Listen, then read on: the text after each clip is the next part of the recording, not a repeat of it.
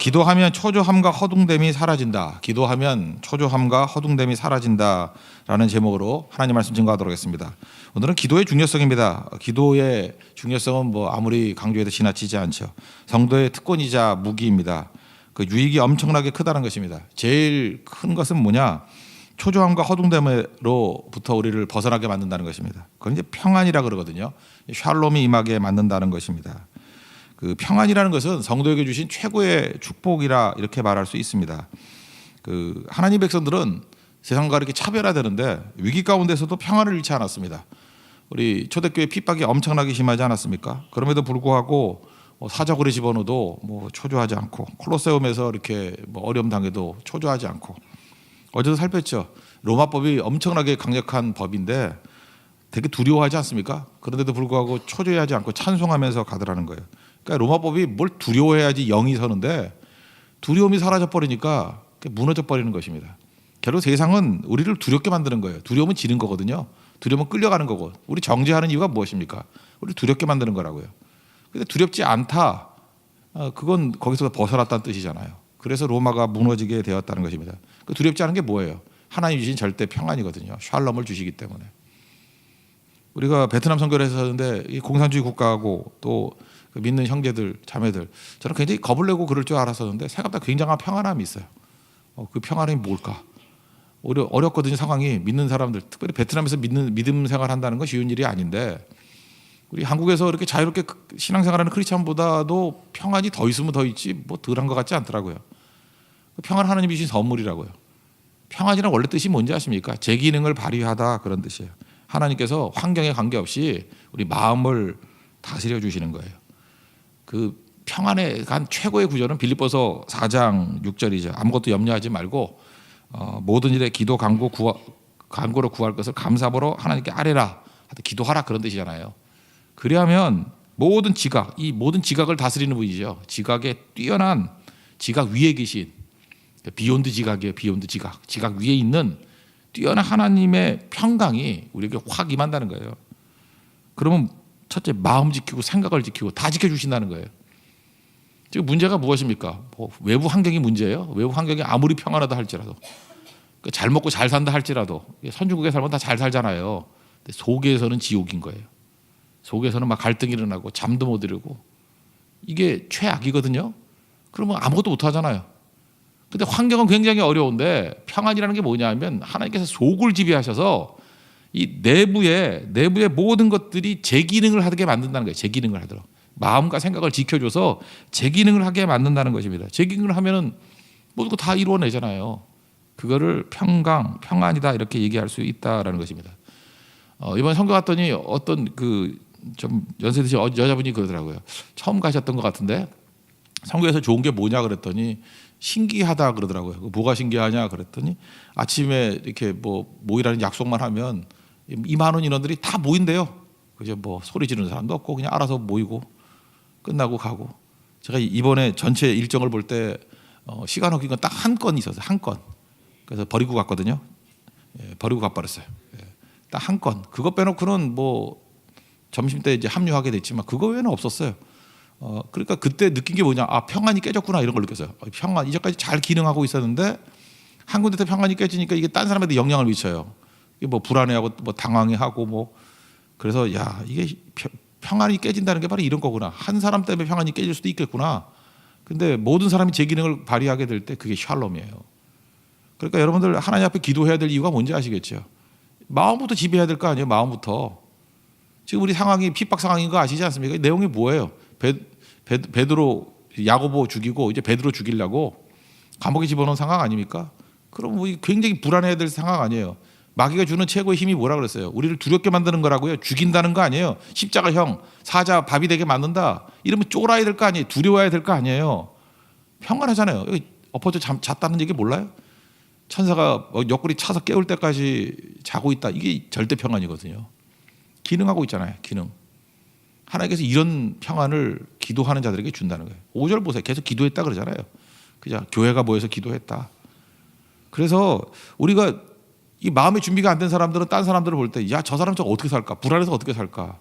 생각보다 쉽게 넘어가요. 왜 그러냐면 하나님께서 그 마음과 생각을 지켜주시기 때문에. 여러분 믿습니까?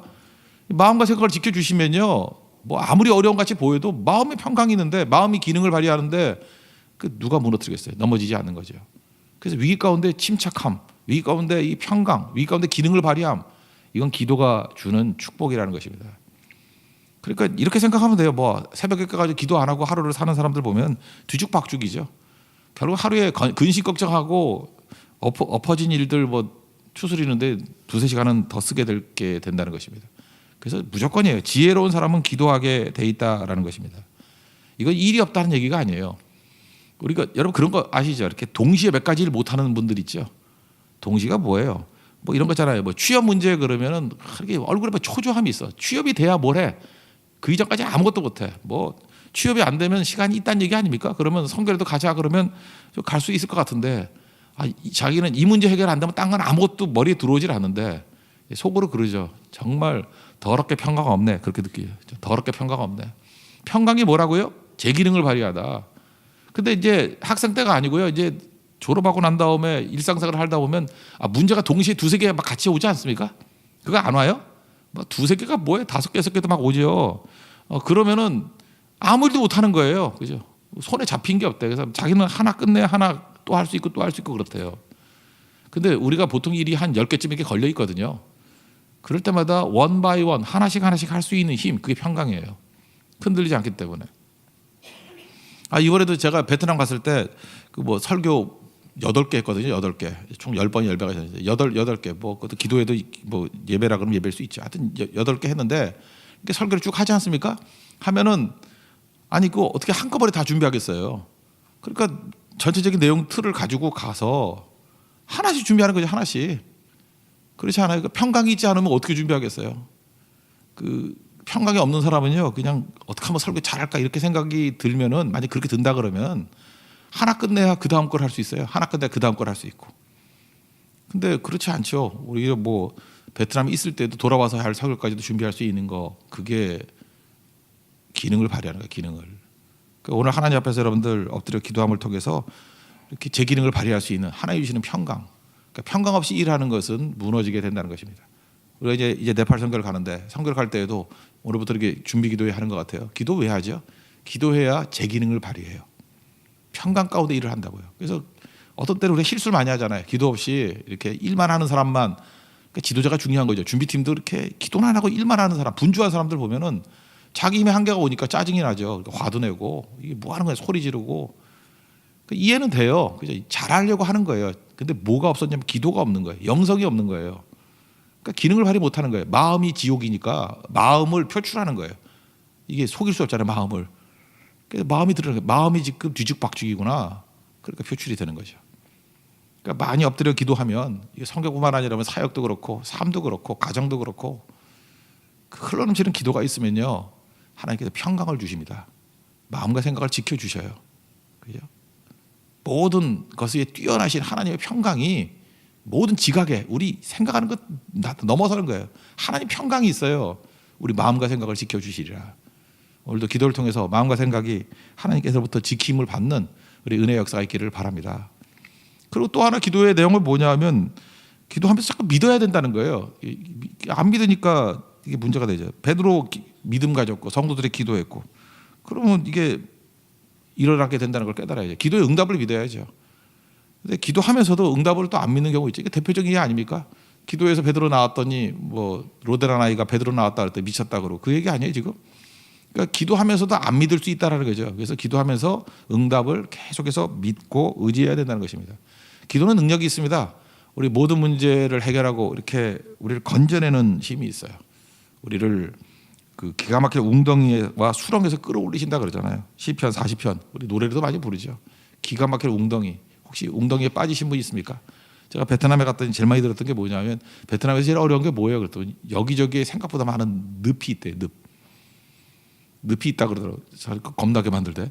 그리고 사막에도 어딘지 모르지만 늪이 있대요. 늪이 뭔지 아시죠? 이렇게 생각보다 구덩이가 깊은 거예요. 깊은 건데 딱딱한 흙이 없는 거예요. 그래서 모래로만 있으면 푹 들어가면 쭉 들어가는 거죠. 그거 많이 봤죠?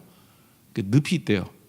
늪이 있을 때 자기 힘으로 빠져나올 수 없답니다. 정글 같은 데도 늪이 있대요. 이렇게 진흙같이 보이는데 들어가면 생각보다 그 구덩이가 긴 거예요. 긴 뭐 한 10m쯤 되는 구덩이에 진흙이 있는 거예요. 그러니까 바닥이 없는 거죠. 그러니까 뭐 잡을 게 없으니까 이게 쑥 들어가 버리니까 사람이야 뭐 2m만 넘어서도 죽는 거 아닙니까? 그래서 한 4m쯤 되는 늪만 해도 많이 죽는다고 사람들이. 동물도 죽고. 그죠? 기반이었기 때문에. 그러니까 기가 막힌 웅덩이가 그런 거라고요. 기가 막힌 웅덩이와 수렁.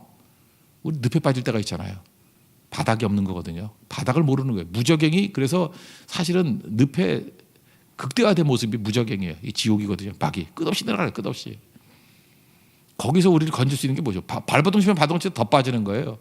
그래서 우리가 어느 순간인가 기가 막힌 웅덩이에 빠졌다 그렇게 느낄 때가 있잖아요.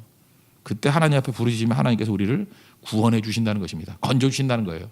기가 막힌 웅덩이와 수렁에서 늪에서 우리를 건져 주시는 그 하나님을 붙들고 나아가는 정도이길 바랍니다. 그럼 완전히 일어나게 된다라는 것입니다. 결국 하나님의 구원의 밧줄은 이거예요. 우리 인생은 복잡한 게 아니고 먼저 그의 나라와 그의 의를 구하는 겁니다. 주님의 일을 이렇게 딱 붙들면요, 중심이야. 그게 구원의 밧줄이거든요. 그거 붙들고 나가다 보면 여러분 지금 초신자들 가운데 그런 생각할 거예요. 아, 이놈의 교회는 뭐 왔더니 맨날 뭐 성경만 하자 그러고 뭐 나라가 어떻고 의가 어떻고 그럼 뭐 어떻게 먹고 사나 뭐 이렇게 얘기하죠.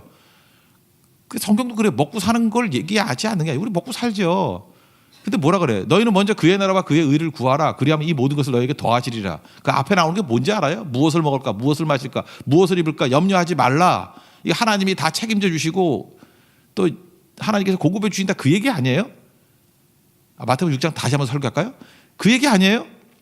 그러니까 우리 할 일은 뭐냐면 딱 하나 붙들면 된다는 거예요. 그의 나라와 그의 의를 구하면 나머지는 더해 주신다. 그러면서 풀리잖아요, 인생이. 그러니까 하나님께서 우리에게 도와주시는 그런 것들이 있는 거죠. 그러니까 하나님께서 우리에게 십자가를 주시는 것들이 있죠. 십자가 지라 그러는 거 지는 거예요. 그거 지면은 십자가 질 때 필요한 은사도 주시고 능력도 주시고 도움도 주시고 영광도 주시고 승리도 주시고 그러니까 십자가 하나 지면 된다니까요. 인생 복잡하지 않아요. 인세인이 심플, 미친 듯이 심플하게 사는 거예요. 그냥 나라와 의. 제가 어떤 목사님 기억나는데 저보다도 뭐 한 15년 선배 되시는 분입니다. 이분이 자기 친구들 신학교 동기들 얘기하더라고요. 동기들 많이 왔는데 이분도 굉장히 뭐 목회 잘하시는 분이에요.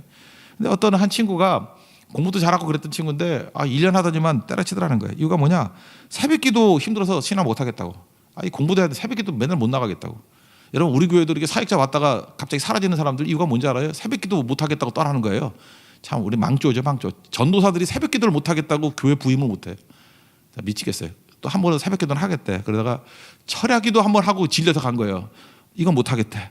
뭐 이러다 제명에 못 산다거나 죽으라고 그냥 그런 거죠. 참 이게 시대가 그래요. 평신도가 문제가 아니에요. 이거 새벽기도도 못하는 교육자들이 나오고 철야기도도 못하는 교육자들이 나오니 이게 통탄할 노릇 아닙니까? 이게 답답한 거죠. 근데 지금만 그랬던 게 아니에요. 옛날에도 이 나이롱들 많았으니까 새벽기도 못해서 난 신앙 못하겠다. 이분이 똑똑한 분이니까 나가서 학원을 차렸대요. 학원이 너무너무 잘 되더라는 거예요. 그래서 막 그 신학교 그 동기들 찾아와가지고 밥도 사주면서 약간 자랑도 하고 그 당시 뭐 월급 한 30만 원, 40만 원 받을 때 500만 원 벌고 뭐 300만 원 벌고 한 10배 벌고 그런 거죠. 잘 나간다 그래서 그 졸업할 때까지 많이 부러워했대요. 그래서 많이 갈등도 하고 어떤 사람들은 이거 내가 나도 힘든데 그죠? 이게 먹고 살기도 힘들고 이 새벽기도도 힘들고 근데 뭐 그때 그런 거 있죠. 과외금지령 뭐 이런 거 내려가지고 쫄딱 망했답니다. 쫄딱 망해가지고 너무너무 힘들어 하더라는 거예요. 그러고 난 다음에 나중에 또 길에서 만났대요. 그랬더니 너 지금 뭐 하냐 그랬더니 신학교 들어갔다 그러더라. 신학교 1학년 들어가는 거 10년 방황하다가 다시 1학년이래요. 딴 분들은 다 목사님 돼가지고 사역하고 있는데 참 이게 의미 있는 얘기 아니에요? 그 목사님이 그런 얘기 하더라고요. 새벽기도가 힘들어도 그죠? 힘들어도 그 짐 지고 가니까 하나님께서 나머지 모든 것을 채워 주시는 경험을 한 게 그 자기와 자기 동료들이고 십자가 같은 새벽기도 힘들다고 목사 못 하겠다고 떠나갔더니만 그분 얘기가 그러더라는 거예요. 새벽기도라는 짐 하나 벗어났더니 세상의 모든 짐을 다 짊어지게 됐다고. 여러분 지금 새벽기도 나오시는 짐을 지시는 분들 생각보다 다른 짐이 별로 없을 가능성이 클걸요. 그래도 있는데요. 그러면 그거 새벽기도 안 나오면 그거 10배 생겨요. 잊지 말라고. 그 짐을 짊어지고 가면 나머지가 쉬워져요. 저는 이제까지 보니까 그래요. 하나님께서 이렇게 짊어주는 짐이 있거든요. 그 십자가예요. 십자가. 내가 지라는 십자가가 있어요. 그거 지는 게 나아요. 그게 제일 가벼워요. 그거 지면 나머지는 생각보다 쉬워요. 저는 우리 성도들 때문에 걱정 안 하잖아요. 뭐 이렇게 속속 있는 성도도 없고, 이번 선교 갔더니 뭐 투덜대는 사람 아무도 없고, 원망하는 사람 아무도 없고, 그 선교사님이 그래, 되게 성품이 좋대. 교인들 와 미치겠어. 원래 안 그랬었는데 뭐 아무도 투덜대는 사람 없고, 아무도 나쁜 소리 하는 사람 없고, 뒤에 가서 궁시렁대는 사람도 없고, 누구 뒤에 욕하는 사람도 없고. 진짜 그러지 않았어요? 갔다 온 사람도 한번 간직을 하고, 누구 뭐 갈등이 있었어요? 뭐 다툼이 있었어요? 뭐 신경전이 있었어요? 그냥 천국이에요. 그냥 천국. 그냥 아무 문제 없이 자기 할 일 한 거예요. 자기 할 일. 누구 견제하는 것도 없고 신경 쓰는 것도 없고 그냥 평안한 거예요. 평안한 거. 그 이유가 뭐죠? 하나님께서 우리에게 짊어주신 선교라는 짐 지니까 십자가 지고 그냥 그 충성 다하고 우리 것 지네까지 다 뽑아가지고 드리니까 나머지 하나님께서 책임져 주시는 거 아니겠습니까? 그게 우리 인생이에요. 그러니까 기도하고 간구한 것들 하나님 구원해 주신다, 책임져 주신다. 그 응답을 믿고 나아갈 때 승리할 수 있다는 것입니다. 여러분 기도하십시오. 반드시 응답이 있습니다. 응답의 확신을 가지고 승리하는 하나님의 종 되기를 축원합니다. 모두 자리에서 일어나겠습니다. 이 땅에 하나님의 교회 우리 찬양하겠습니다.